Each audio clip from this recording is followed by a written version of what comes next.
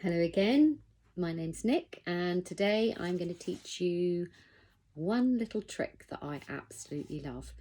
We're going to be coming back later on in the week to the pastel drawing that I started yesterday, but today this is one of the most exciting things I know how to do in oil paint I'm going to be using. And I thought if I show you one little trick of oil paint, then your parents can order you some cheap oil paints, and then later on I can come back and teach you a little bit more about what I know to do oil painting with blending, because it's particularly nice material to work with. But today we're just going to have a bit of fun, and so to start off with, I've put my colours out on a palette, and you can just use something like this, which is just a ice cream lid. And my palette, I'll show you my palette because it's quite funny. It's a few years old and this is how it looks. It's grown. This is how my palette looks. See if you can see that. It's sort of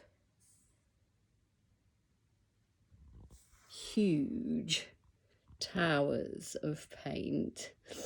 There you go. But that's what happens when you've been an artist for a long time.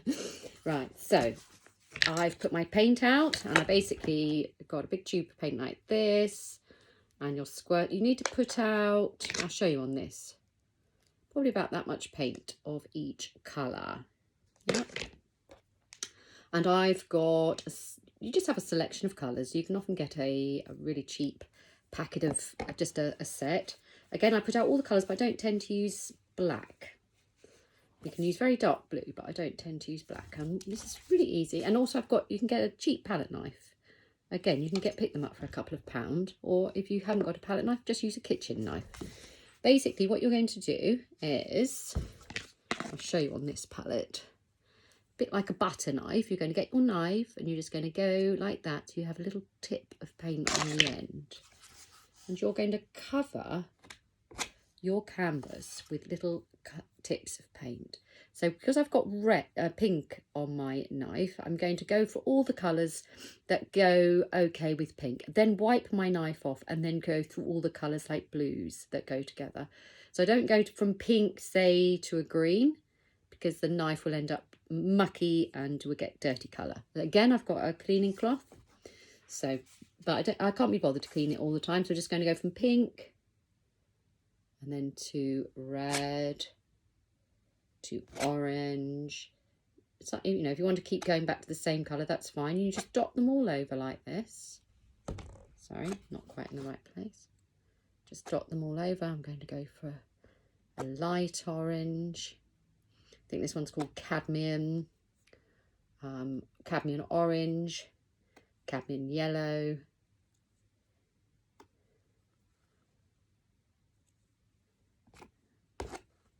I'm a bit bored of that, so I'm going to go for a green now. So I've cleaned my knife off, ready to go for a completely different type of colour. So this is Viridian green. It looks really dark, but as I'll show you when I do oil paint blending, you'll see the beauty of Viridian when you add white.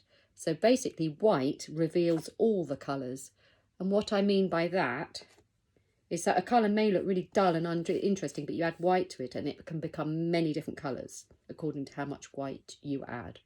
So throughout this, what we're going to do is put a big lump of white on my palette, and I'm just going to go and do some big blobs of white all over my canvas like this. Again, you don't have to think about where you're going to put it. It's all about enjoyment, and I like to get things created nice and quickly and enjoy it. I don't want to be measuring anything or worrying about it. I just get stuck in and just choose the colours and think, oh yes, that will look nice there, and oh, that's a lovely colour. So it's just purely about enjoyment and getting it on the end of your knife. Not too much a huge chunk. You don't want massive chunks. But you'll get the hang of it. Sort of that sort of size, I would say. Yeah. Just going to stretch over here because I've got a nice purple. I've got one, I can't remember what this one's called. One called Dioxazine, a phthalo green, a Prussian blue, cadmium red, cadmium orange, cadmium yellow. I've got turquoise, magenta. What's this one? I can't remember what this was. Carmine. I have to look up the colours I use, and then I'll be able to tell you that in the next slot. Right, so make sure, so as I said, white reveals all colours. I just need to put a bit more white out. Chuck that on my palette. There we are.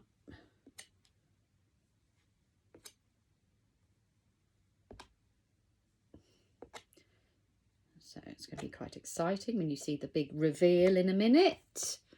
What other colours do I want? A bit of blue, a bit of green, a bit more blue, a bit more white, a bit more white. And what I love about this technique is that you can use it just throughout any painting. You can maybe start off with this in the background and then add to it. So it's wonderful.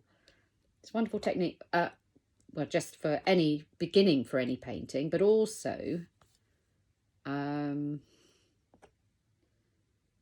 also you can just do a painting that's just an energy piece, that's just colourful and amazing. You don't always have to be a painting of something. Art is so much more than a painting of something. Art is your expression, it's your joy, it's what excites you. Okay, so hang on, I still need a bit more. So getting the gist and putting quite a lot of blobs on. It's a fair size piece. And again, I'm using a canvas. I'm using one of these canvases with a bit of it like that. But you can get the flat ones as well, and you can get them all different shapes and sizes, and they are extremely cheap these days. You can get whole packets of them really cheap. Or try it on some cardboard. If you're going to do it on cardboard, paint it over first in, say, you could even use white emulsion. Raid your parents' emulsion and do it like that. So it doesn't have to be expensive. Okay. Okay, let's see if I've got enough then. I might have to add a few more. I haven't done this for a while, but this is a technique that I have taught all my students over the years because we just love it and it's so much fun. But get yourself a palette knife if you can, because I'll be doing more work with a palette knife because it's terrific fun.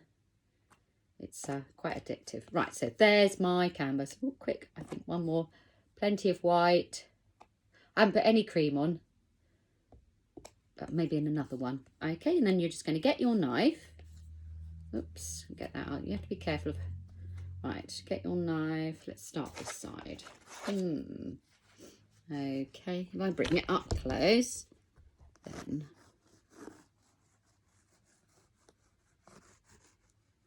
like that. You can zigzag it, you can wriggle it and zigzag it and wriggle, zigzag. There we are. Look at those wonderful colours. And also you learn a lot about blending with this because of all those infinite colours that you've made just by mixing it like this. Where should I go? Here.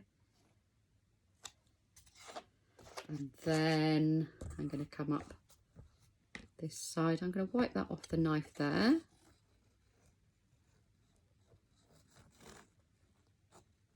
There we are. Right, how about that?